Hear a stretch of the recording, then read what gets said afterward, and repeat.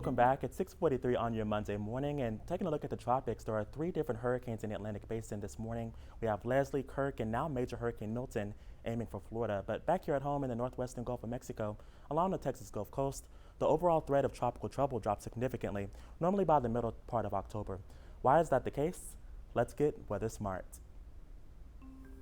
Hurricane season has certainly been a doozy this year, especially along the Gulf Coast. In fact, there have only been four other seasons on record dating back to 1851, where more than four hurricanes made landfall along the Gulf Coast.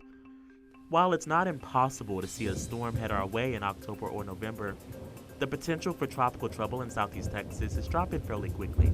October the 15th of 1989 holds the record for the latest a hurricane made landfall in southeast Texas, when Hurricane Jerry hit Galveston Island as a Category 1 storm.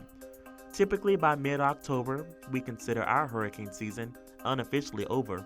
One major factor is the shift in jet stream winds as we transition into fall. This change causes storms to favor a path generally east of Texas, moving out of the Caribbean, across Cuba, and towards Florida or the Bahamas, potentially impacting the East Coast. It becomes more challenging for storms to reach the western Gulf of Mexico, and here's why. It all comes down to steering currents. Earlier in the season, large areas of high pressure built in over the Atlantic, while the jet stream remains well to the north. This setup allows storms to be steered further west.